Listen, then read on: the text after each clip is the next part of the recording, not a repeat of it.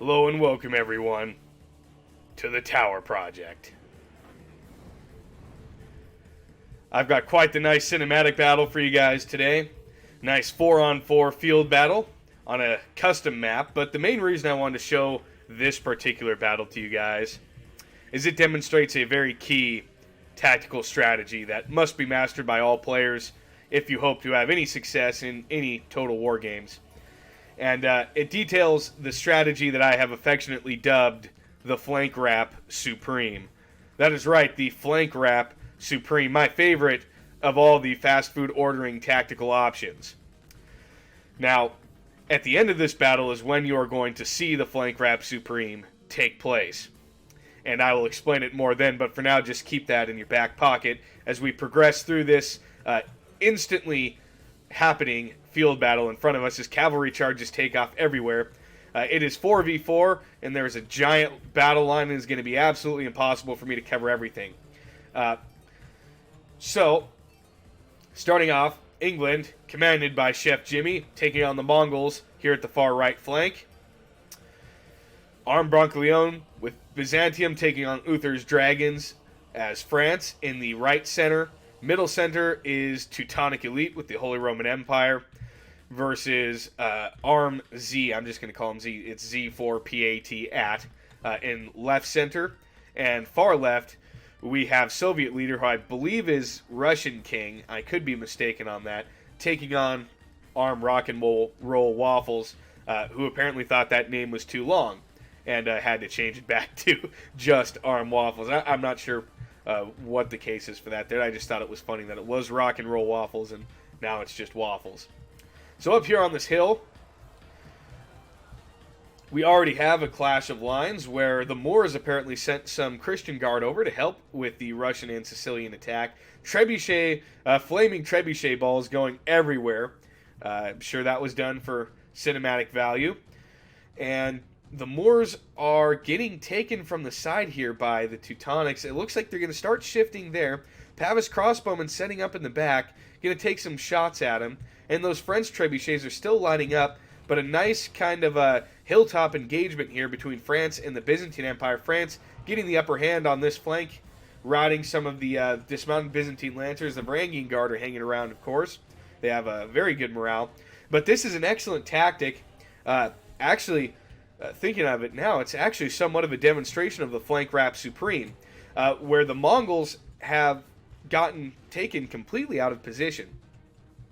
Their army is facing frontally. However, England has ran around and is now attacking the Mongols on their flank. And their archers are now forced to fire in these long, thin lines, which is going to be much less effective. And England is just kind of blob charging here on the Mongols. If England had spread out, he could have totally enveloped this Mongol army, which would have been a true demonstration of the Flank Wrap Supreme. All the Flank Wrap Supreme is you get around the enemy's flank and wrap up their army. Just like a wrap would be, W-R-A-P. Let's check out the Byzantine and France fight here for a second.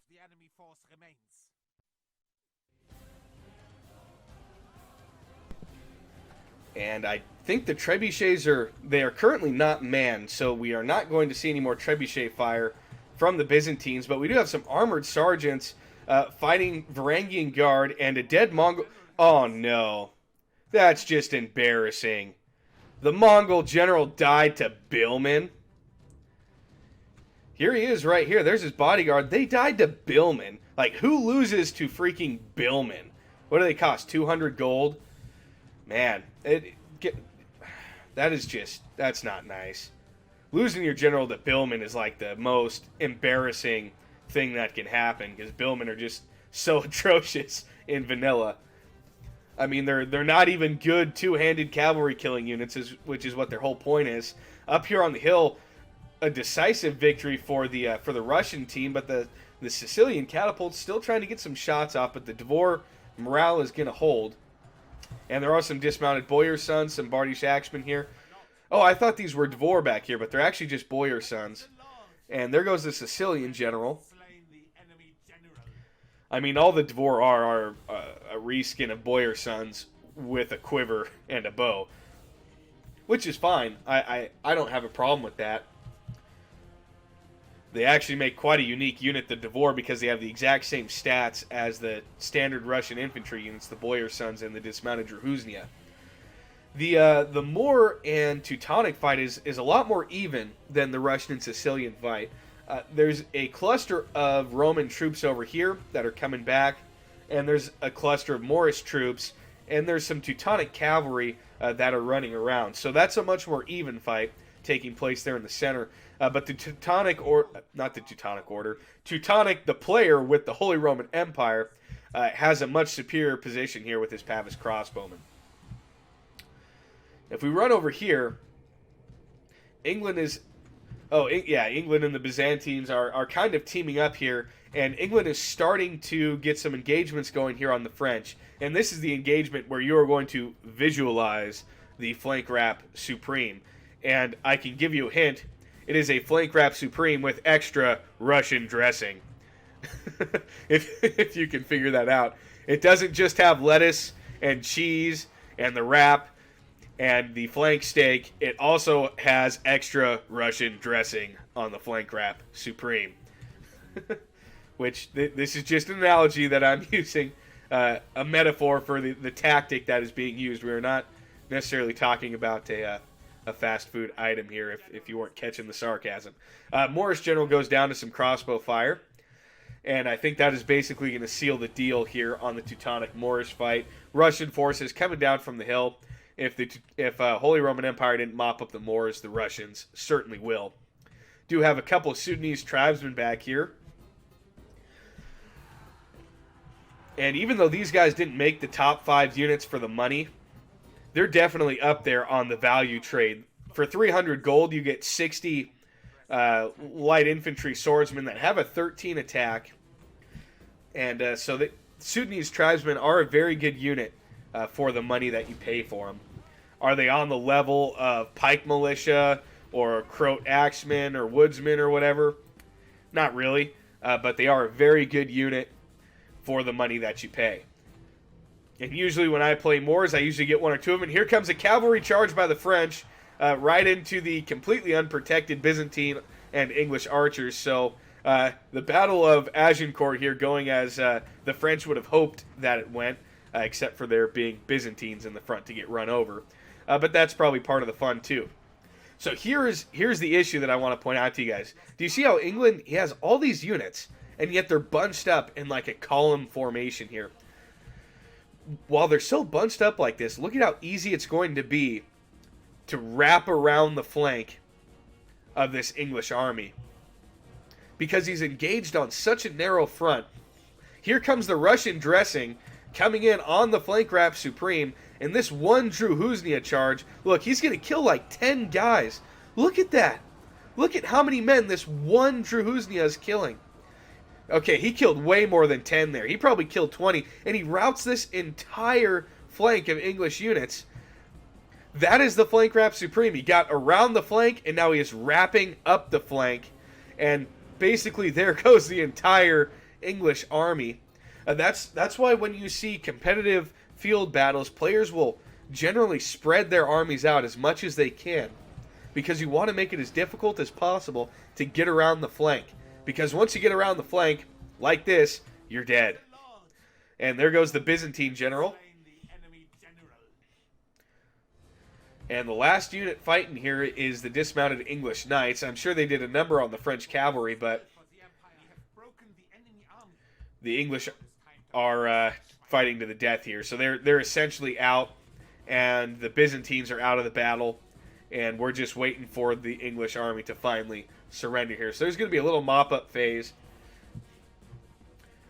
and I'm going to get us on 2x speed here. But I wanted to show this battle. I know it's a really short one, and it's got a lot of nice cinematic views, which I tried to get you guys as much of as possible here as we just kind of float over the battlefield. You can see just how long this battlefront was. Just try to get you guys some nice cinematic shots here at the end. But I wanted to show you this because of that tactic. You always want to spread your men out, and you always want to protect your flanks, because once an army can get around your flank and start hitting you in the back. With the way that morale debuffs work in Medieval 2, it is very difficult to come back from that. And that is why I always dub it the Flank Wrap Supreme. And in this case, it was with Russian dressing, because it was the Russians who got around the flank. So I wanted to show you guys that battle just to demonstrate that tactic and why that's so important.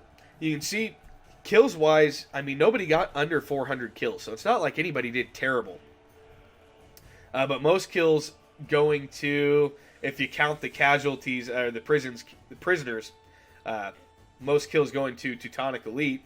But Brancaleone doing a great job as well with over 700. So everybody got fairly reasonable amount of kills there. But I think the fatal flaw was when England, with Chef Jimmy, bunched up so tightly that the Russians and the French were able to get around and completely surround his army. So, lesson to take from this battle: do not let your army get surrounded, because it is going to be very hard for you to come back from that. And also, try to master the art of the Flank Wrap Supreme. There are lots of different variations with it. It doesn't have to come with Russian dressing. It can come with whatever type of accessories you want on it. It can be with French fries or with English muffins or whatever you would like to add to your Flank Wrap Supreme. You can add to it. But you should definitely master the art of getting around your opponent's flank in order to rout their units. Because when units get attacked from the back, they take an additional morale debuff to them. And it is very difficult to keep your men fighting when they're fighting on multiple fronts. So, wrap up the flank, create your Flank Wrap Supreme, and you're well on your way to a solid victory. Thank you guys so much. I'll see you guys tomorrow with another video. Stay tuned to the Tower Project.